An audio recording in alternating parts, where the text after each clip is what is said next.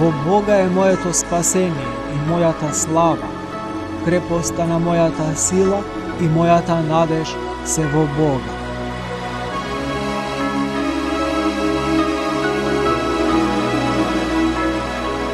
Најважните месијански пророштва во Стариот Завет.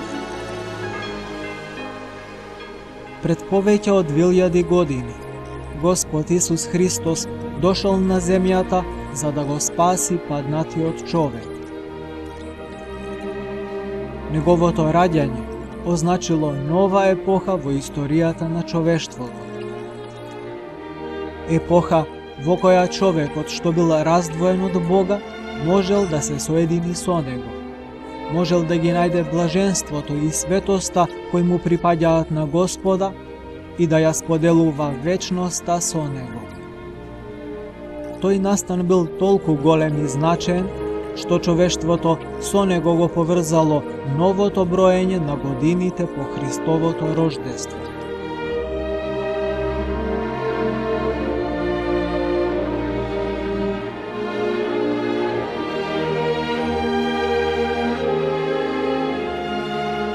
Неколку векови пред Христовото раѓање, првпат прозвучила добрата вест за спасението.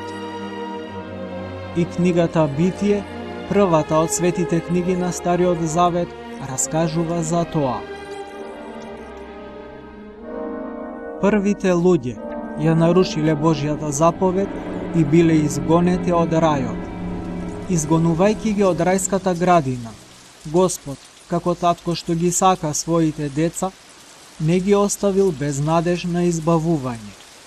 Тој рекол на Ева дека некогаш од незините потомци ќе се роди тој што ќе ја сотре главата на змијата, тој што ќе го порази ѓаволот и ќе го оттргне човекот од власта на адот и смртта.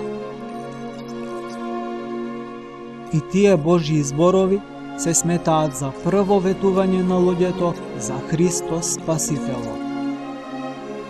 И во иднина, Господ нема да го остави човекот без својата помош и поддршка. Во историјата што следела по гревопадот, немало само неволи и беди.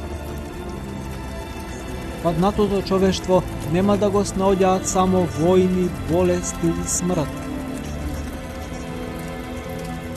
Во текот на времето, пред Господ да дојде на земјата, на неа ќе се слушаат пророштвата за неговото воплотување. За гласници на тие пророштва, Господ ќе избере посебни луѓе од богоизбраниот народ. Тоа ќе биде еврејскиот народ, Израил.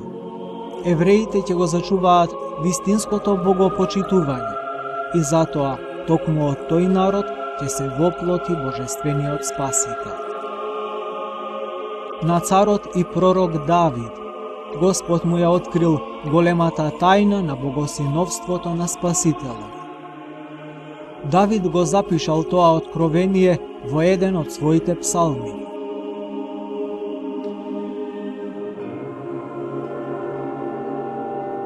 Ти си мој син, сега те родив. Ке ти ги дадам народите во твое наследство и краиштата на земјата во твое владеење.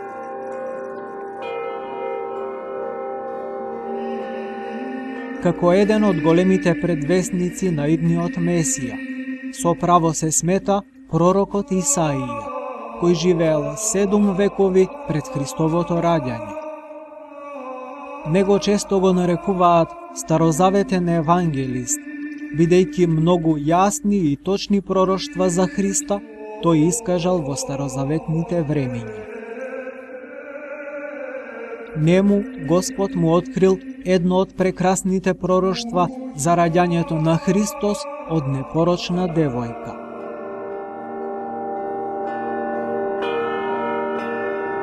Ете, девојка ќе зачне и ќе роди син и ќе го наречат Емануил, што значи со нас е Бог.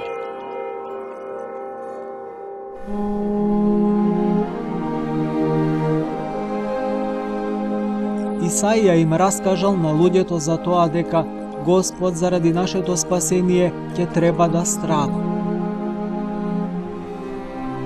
Он беше изнаранет за нашите гревови и мачен заради нашите беззаконија. Преку неговите рани ние се излекувавме. Христос ќе ги земе на себе гревовите на луѓето. И со вера во Него, луѓето ќе можат да се спасат од адот и смртта. Преку познавањето на Него, Тој, праведникот, ќе оправда многумина и нивните гревови на себе ќе ги зеде.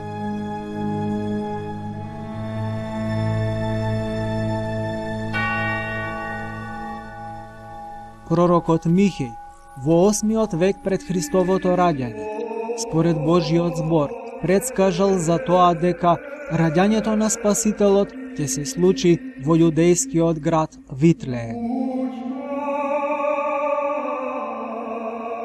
И ти, Витлееме, земјо Јудина, по ништо не си помал меѓу војводствата Јудини.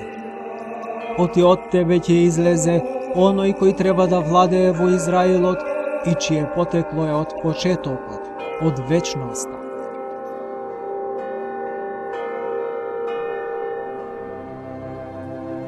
Пророкот Захарија, кој живеел во 6 век пред раѓањето на Спасителот, го предскажал свеченото влегување на Господ во Ерусалим. Ликувај од радост, ќерко Сионова, извикувај, ќерко Ерусалимска. Ете, царот твој доаѓа при тебе. Праведен е и со спасувачка сила, кроток, седнат на осле, рожба на ослица. И на последниот старозаветен пророк Малахија, во 5 век пред Христовото раѓање, Господ му го открил знаењето дека пред да се роди Спасителот на земјата, ќе се појави неговиот претеча. Тој ќе ги подготвува луѓето за неговото доаѓање и крштевајки со вода, ќе ги очистува од гревовите. Во времето што Бог го определил, Синот Божи се воплотил од Дева Марија. Тоа се случило во градот Витлеем. Неколку денови пред страдањата на крстот, Исус Христос торжествено влегол во Ерусалим, седејќи на магаре. Тоа магаре, на кое, како што се вели во Евангелието, никој од луѓето никогаш не седел, ги символизира паганските народи. Тие кои порано не го знаеле вистинскиот Бог, ќе станат богоизбран Христов народ и ќе ја примаат добрата вест за Спасителот. А еврејскиот народ, пресретнувајќи го постилал неговиот пат со палмови гранки, поздравувајќи го како цар. Христос ги зел на себе гревовите на целиот свет и примил смрт на крст. Неговото слегување во адот и славното воскресение ја сотреле главата на змијата, ја уништиле власта на ѓаволот и на човекот му ја дарувале можноста за спасение и за вечен живот. Така се извршило се што ветил Бог, така се исполнило порано предскажаното. Моето спасение ќе остане вечно и мојата правда нема да престане.